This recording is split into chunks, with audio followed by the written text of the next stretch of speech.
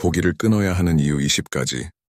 육식을 하루 47g에서 142g으로 늘리면 소변으로 배출되는 칼슘의 양이 2배로 증가한다. 이것은 뼈에서 칼슘이 그만큼 빠졌다는 것이다.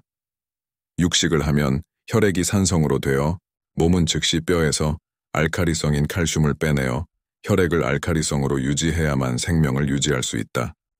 고기를 먹어 뼈에서 칼슘을 자주 빼내면 골다공증과 신석이 생기게 된다. 고기를 불에 굽거나 기름에 튀기거나 불판이나 후라이팬에 지지거나 고열로 요리하면 노화를 가속화시키는 에이지라는 노화 물질이 생겨난다. 에이지는 콜라겐을 손상시켜 주름이 생기게 하고 고혈압, 뇌졸중, 심근경색, 협심증, 알츠하이머, 치매에도 걸리게 한다. 내 몸 내가 고쳐 쓴다. 3권 18페이지에 자세히 나옵니다.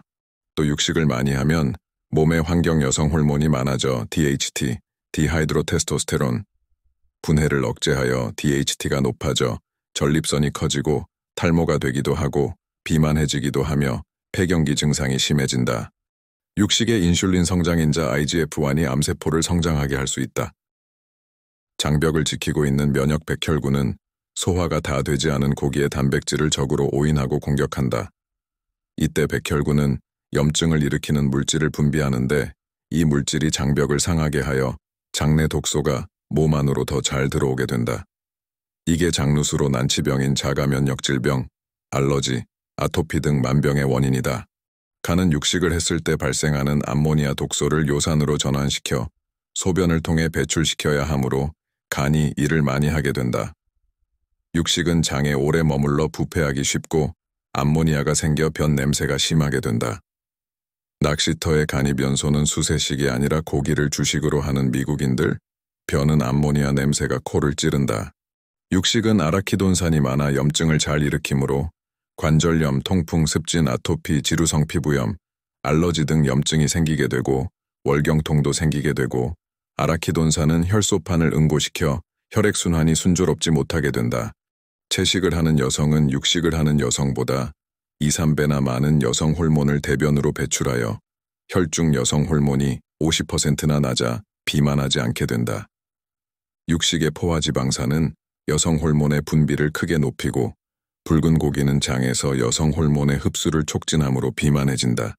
소를 빨리 살찌게 하려고 환경 여성 호르몬, 에스트로겐 성분을 먹이기 때문에 고기를 먹는 사람도 살이 찌게 된다. 육식의 불포화지방산이 세포막에 침착되어 세포가 인슐린에 둔감해지고 오래되면 당뇨로 발전한다. 세포가 인슐린에 둔감해져 혈액에 인슐린이 많아지면 비만해진다. 또 불에 구운 고기와 훈제고기의 N니트로소라는 성분은 실험동물을 당뇨에 걸리게 할 때 쓰는 스트렙토조토신이라는 물질과 화학구조와 기능이 거의 같아 당뇨에 걸리게 한다. 육식을 먹으면 썰웨이트가 많아져 혈액이 산성이 되므로 혈액을 약 알카리성으로 만들기 위해 뼈에서 알카리성인 칼슘을 빼내어 쓰게 되므로 골다공증이 되기 쉽다.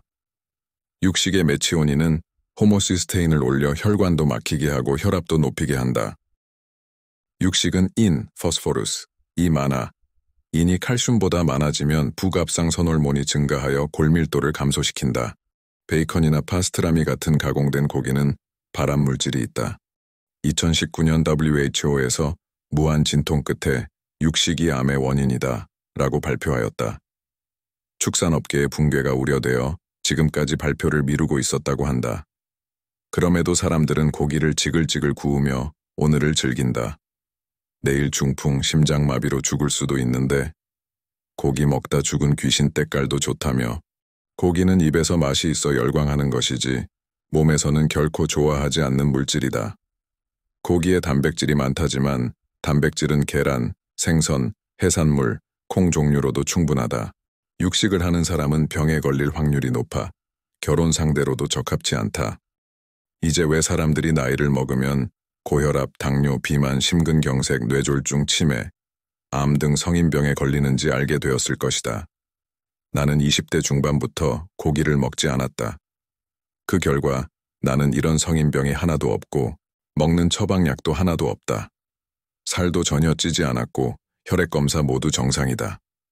층계도 3칸씩 뛰어오르는데 이대로 가면 환갑을 2번 할 것 같다. 105세에 양궁 올림픽 금메달을 따는 것이 목표이다. 내 몸 내가 고쳐 쓴다.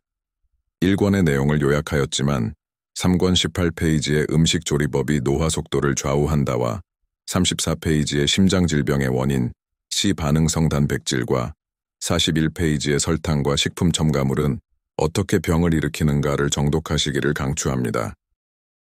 제가 먹는 식단을 알려달라는 요청이 있어서 알려드립니다. 지난번에 알려드린 이렇게 먹으면 살도 쏙 빠지고 동영상의 샐러드와 제가 즐겨 해먹는 토마토 수프입니다. 식후에 후식으로 견과류도 먹고 오메가 오일도 먹고 살은 안 찌고 영양 충분합니다. 토마토 수프 만드는 방법은 큰 통에 양파를 4개쯤 잘게 썰어 넣습니다. 토마토 너댓 개를 잘게 썰어 넣습니다. 마늘 10대 개 정도를 집어넣고 물을 부어 넣습니다. 이 3가지가 다 장수식품입니다. 핑크 소금을 컵에 한 숟갈 듬뿍 넣고 물을 부어 놓아두면 침전물이 밑에 가라앉습니다. 다 가라앉고 물이 맑아지면 큰 통에 맑은 소금물만 붓습니다. 침전물은 싱크에 버리지 마시고 종이로 닦아서 쓰레기통에 버리세요. 머리 있는 새우를 너댓 마리 넣고 팔팔 끓입니다. 머리 있는 새우를 넣어야 맛이 깊어집니다. 오래 양파와 토마토가 다 물러질 때까지 약한 불로 오래 끓입니다. 새우가 푹 삶아져 양분이 다 빠지고 색깔이 어두워집니다. 날 계란을 너댓 개 넣어 풀어줍니다. 새우와 계란 단백질이 들어가야 맛이 깊어집니다.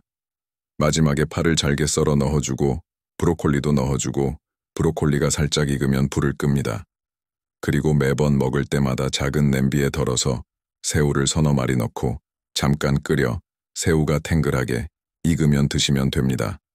너무 오래 끓이면 새우가 물러집니다.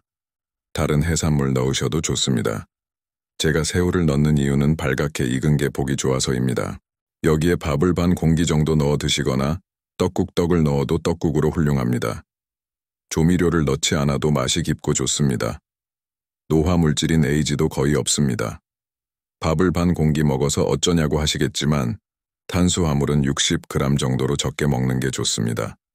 대신 단백질과 에너지가 되는 올리브 오일, 코코넛 오일 같은 좋은 오일을 더 드세요. 탄수화물은 염증을 일으킨다고 밝혀졌습니다. 그래서 2주 동안 밥을 끊어 보았습니다.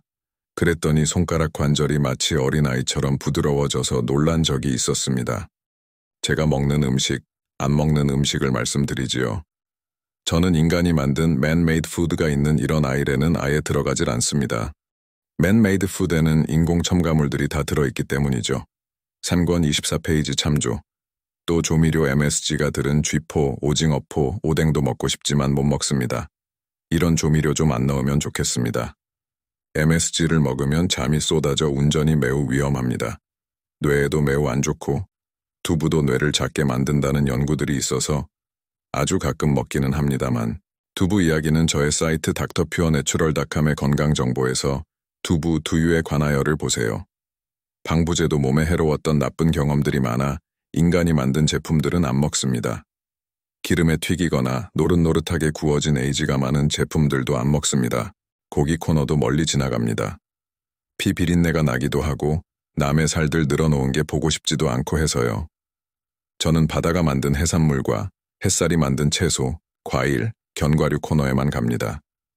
계란은 하루 2개씩 먹습니다. 고기보다 질이 좋은 단백질이라서요. 그럼 새해 고기 끊으시고 병에 걸리지 마시고 오래오래 건강하게 사시기 바랍니다. 다음 페이지를 보세요. 기능의학, Functional Medicine의 유래. 요즘은 유튜브에서 기능의학이란 말이 자주 나온다. 기능의학이라는 단어는 이미 1990년대 미국 워싱턴주의 Dr. 제프리 블랜드가 처음 사용하여 Functional Medicine 이라는 이름으로 세미나를 열고 있었다. 나도 회비를 내고 그 기능의학의 뉴스레터를 1년간 받아본 적이 있었다. 기능의학이라는 말은 여기서 도입된 것으로 보인다. 그런데 좋은 회사들의 우수 제품들이 기능이 없는 제품이 어디 있겠는가? 다만 쓸데없는 제품들은 싸구려 원료를 썼거나 함량 미달이라 기능이 없다고 할 수 있다. 기능은 제품의 질에 달렸지 무슨 새로운 이론의 의학은 아닌 것 같다. 기능의학 하면 무슨 새로운 기능이 있는 의학인 것처럼 들리니 기능의학이라는 말이 생겨난 것 같다. 감사합니다. 새해 건강하세요. 건강 이상 없더군요.